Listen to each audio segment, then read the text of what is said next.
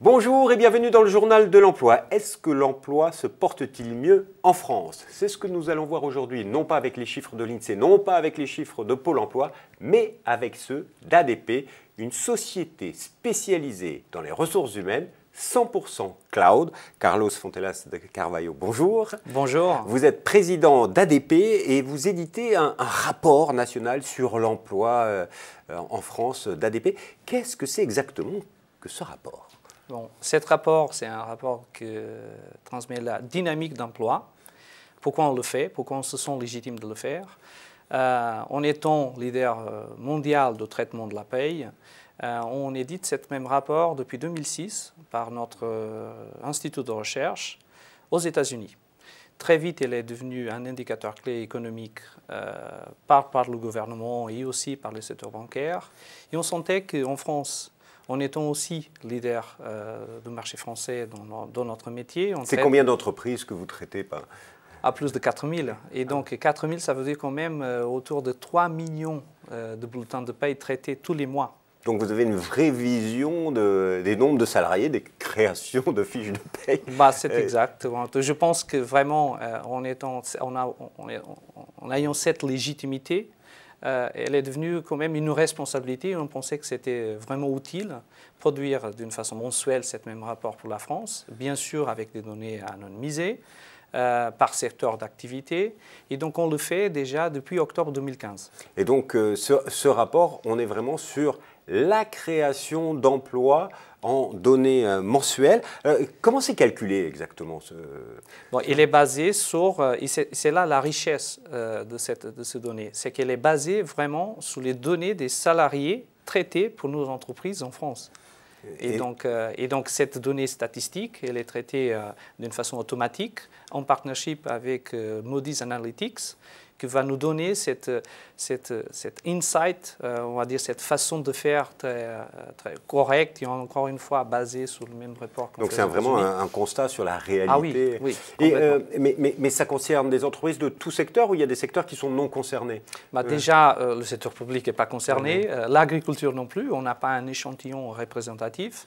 Mais la plupart des secteurs, je peux vous donner, secteur immobilier, des transports, des services en entreprise, bref, tous les commerce, autres secteurs hors agriculture et fonction financière. Donc voilà, oui. Suffisamment représentatif d'une grande partie du secteur privé français. Alors, bon, vous nous l'avez présenté, mais alors, ces chiffres, en 2017, qu'en est-il? Est-ce que c'est une bonne année? Il y a eu combien de créations sur ces premiers mois de l'année?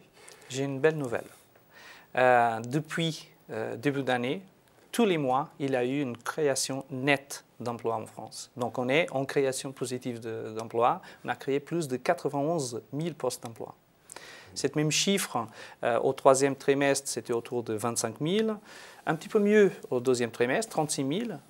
Il y a bien sûr quelques secteurs d'activité qui se comportent mieux que les autres, mais la vraie nouvelle, c'est vraiment cette tendance de création d'emplois. Et ça, c'est quelque chose de très intéressant.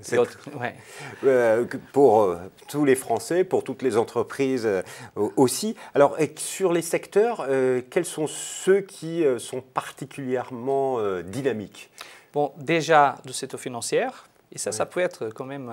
c'est assez surprenant. Oui, donc ça veut dire que quand même il a une vraie dynamique positive en France dans le secteur financier, mais aussi le commerce. Donc le secteur financier avec une création très forte, le secteur du commerce avec un petit peu moins, mais sont lesquels que représentent, par exemple, le secteur du commerce. On est sur des notions de 14 à 15 000 créations nettes d'emplois dans ce secteur. Vous le connaissez. Voilà, donc et après, sur les autres secteurs, il y a celui de l'industrie qui est toujours un petit peu en mal. Donc voilà, dans cette même création nette, ce qu'on note déjà depuis plusieurs mois, c'est que la création d'emplois elle est négative dans l'industrie manufacturière. Donc ça veut dire que le Made in France souffre un petit peu en ce moment. Ou que le secteur évolue, espérons-le.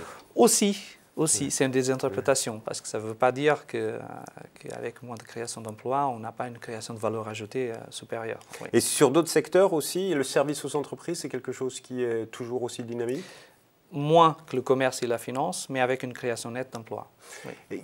Globalement, ça touche tous les secteurs, ce dynamisme, hors industrie. Donc on peut être plutôt positif. Est-ce qu'on peut se dire que les entreprises françaises sont optimistes en 2017 et on espère dans les 6 mois et 1 an à venir?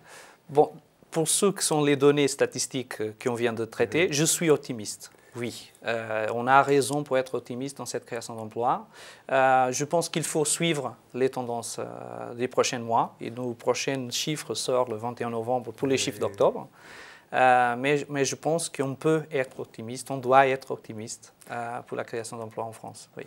Monsieur Carlos Fontelas de Carvalho, merci beaucoup. Merci à vous. Merci pour toutes ces données et ces bonnes nouvelles, nous espérons. Alors, si vous voulez suivre l'actualité de ce rapport, eh bien, vous allez tous les mois sur le site internet www.adp.com. Nous irons sur ce site avec vous pour vous donner cette actualité-là. Quant à nous, on se retrouve bientôt pour un nouveau journal. Au revoir.